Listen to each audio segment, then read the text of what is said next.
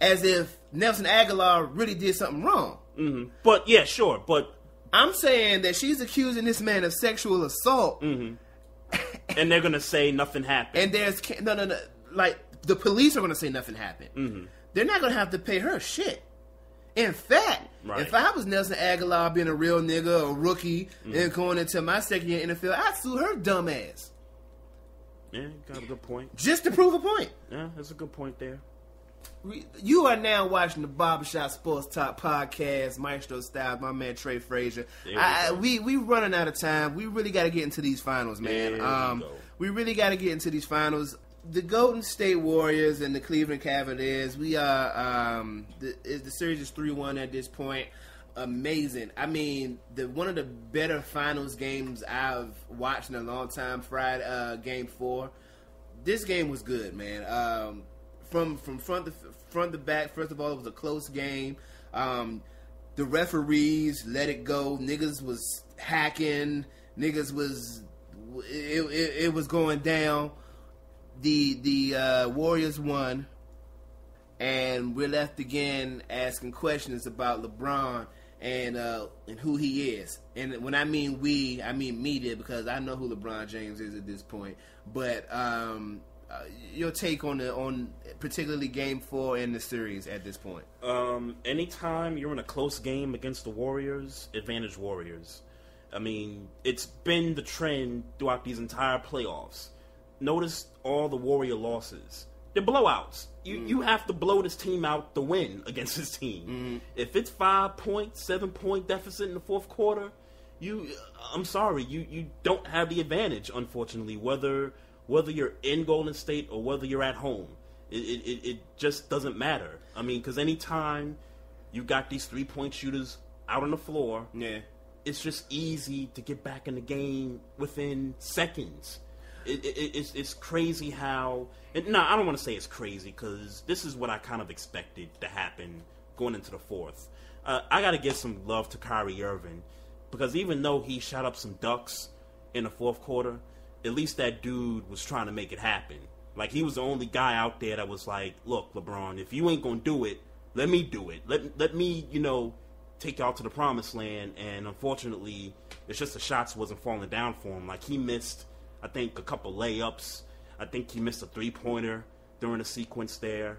So, but at least Kyrie was trying to take over the game. And LeBron, I don't know how many shots he took in the fourth quarter. I think he took like 2 or 3 shots and was, 1 for 3 or something like that. I think he had 4 points in garbage time by the time the game was sealed. So, Draymond Green getting suspended, that's garbage, man. Yeah. It's totally BS. Look, did he swing at him after LeBron walked over him? Okay. I mean, it's debatable. I mean, you could say Draymond was trying to get up off the floor and maybe waved his arm a bit there. Let's be very clear. Draymond should have been swinging. Yeah. Oh, yeah. Let's be very clear. Yeah. Draymond Green should have been swinging. Draymond Green, first of all, and I feel like I feel like people are not acknowledging the fact that LeBron James was the reason he was on the ground to begin with, on the floor to begin with. Yep. He knocked this nigga, like he knocked him down. He knocked the nigga down and then stepped forward. No. Don't leave this part out. He knocked him down, paused. As he saw Draymond Green trying to get up, he stepped over him. When LeBron James had a clear path to walk through to the left or the right of him, shot against Ayesha Curry, he decided he was going to step over him as he was trying to get up. When Draymond Green gets up, he's in the crotch of LeBron James. I'd be swinging too. Yeah. So did they hit LeBron with a technical? I think they gave him a technical or flagrant or something like that. But wouldn't you say, if you're a Cavs fan, wouldn't you say that's kind of brilliant on LeBron's part? Oh, to get Draymond, Draymond, hell yeah, hell yeah. But I'm gonna tell you something good, and it's probably one of the reasons that I'm, outside of the fact that I'm out of shape, that I would never be able to play sports, dude. See, and let's get and again, let me reiterate, he is a genius. LeBron James. ASAP. He is a genius because he knew what was going on. There was a lot of trash talk going on around at the same time. He knew exactly what he was doing. He knew that if Draymond Green got a foul, a technical flagrant, right, he was going to be suspended that next game. I don't care. Yep. And that's why he bitched in the post conference. Mm-hmm. But because he's been called a bitch on the court before. Oh yeah, Let's just get that out the way. He's been called a bitch on the court before. Don't give me that crap this is the worst thing you've ever said to me. He also called his wife ugly somewhere along the game too. Like, okay, that's where he crossed the line at. Hey, Honey Nut Cheerios. Yo, like for people that don't know. Like, stop it. Like, stop it. But so Draymond Green gets up to a chin full of nuts. Yeah, I'm swinging, nigga. Real talk. Yeah. He should have been punching. Like, I'd have been. It would have been more aggressive than the whole flail. It'd have been a fight.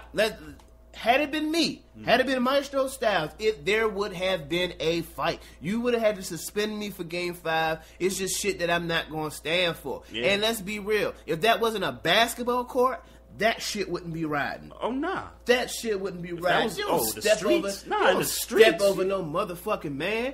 Yeah, nah. Fuck wrong with you? I love what Barkley said. He was like, look, you step over a man, you expect to get kicked in the nuts. Some moral obligation. Moral obligation is what he said. You damn right it's a moral obligation. I keeps it too real to go for that fuck shit. I agree with Barkley on that. I don't care what anybody else got to say. You're not asking, okay.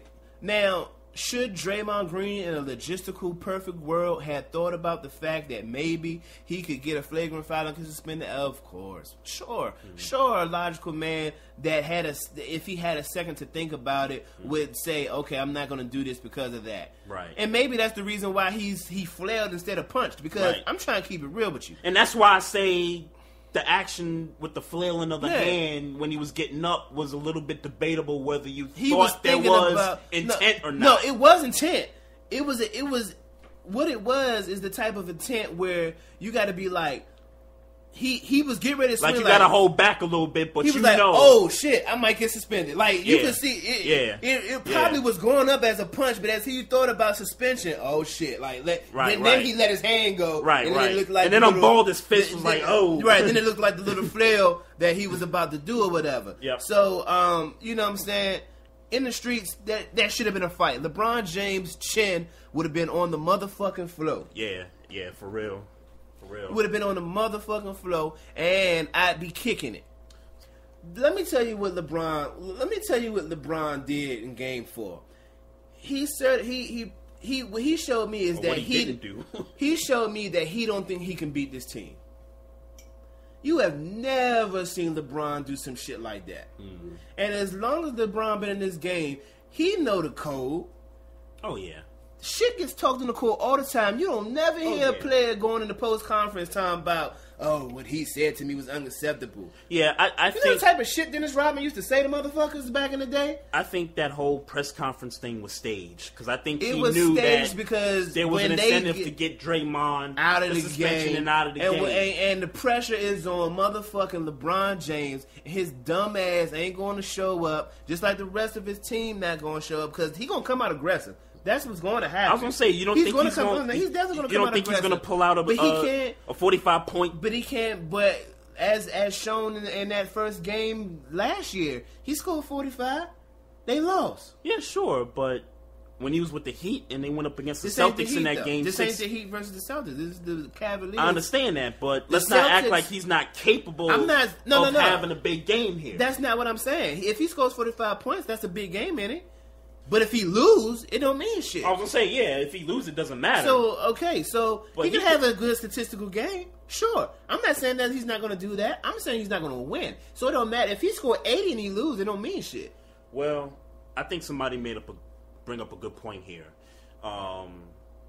Draymond Green apparently is going to be at the Oakland A's game, which is a stadium that's right next door to Oracle Arena. Yeah. So potentially, once the game's over and if they win, he can walk right over and celebrate with the team if they win the title. But he's not allowed in the arena, though. He's not allowed in the arena. I think Stephen A. brought this point up. Yeah, they should take the fine. Take the fine and let that dude sit on the sideline. But let's be real with you. Let's be real. They're gonna up that fine if he comes in that building. And you don't think what's his name? It's not about them having the money. It's about. But I'm not talking about money. Well, I'm not talking about money either. They could. I don't think they care. Who? You don't think who care? The league? The Warriors. I don't think the Warriors care. If they say we taking your first round pick, you don't think they care? That roster's loaded. I think they could care. I think you don't think that if they say we taking your first round pick, they're gonna care. Pick what? 30. Pick number 30. It doesn't matter. It doesn't matter who they pick. Pick number 30, bro. If I am the owner of the Golden State Warriors, let Adam Silver tell me we're gonna up the fine. But do you understand how dynasties remain dynasties? They have to keep bringing in new people. Okay, that's fine. So you're telling me that's not going to affect them? They're not going to care? I don't think it's going to. You mean you're talking about from a dynasty standpoint, not from a staying consistent, winning 50+ games I'm talking about from running a professional team. Period. Bruh, if I'm the owner of the Warriors, let Adam Silver tell me. And then on top of that, we gonna find you. And then on top of that, money and a draft pick. Yeah. And then on top of that, I'm having my dude out there. Well, first of all, they haven't decided what they're gonna do if it happens because ain't no talks about it actually happening. A and B, what we do know is they're fine. The way they're right. That's what we do know. But we do, and we also know that they flip flopping the fuck out of rules. Yep. And we also know that a motherfucker that own a league ain't about to sit here and stand for a fucking owner to sit here and be like, well, fuck you, I'm gonna do what I want because what that does is sets a precedent to the rest of the league. Do you think somebody like what about a Mark Cuban? Mark Cuban would do something like this. I don't think Mark Cuban would do something like that. I think he would. I don't think Mark Cuban would do something like that. I disagree. I don't think Mark Cuban. And if Mark Cuban did something like that, that would be irresponsible for a person. I agree. It would totally be irresponsible. And see, it's not like we talking about. See, it's not like the way they're flip floppy with their rules. The NBA, like for instance, they can change what happened on the what was called on the court, but they won't change the outcome of games when referees blatantly fuck up. Right. The way that there's no telling what they can do if they get emotional because they realize a message has been sent to the league that the Warriors don't give a fuck, and then other teams decide to say, well, they don't give a fuck. Why do we give a fuck?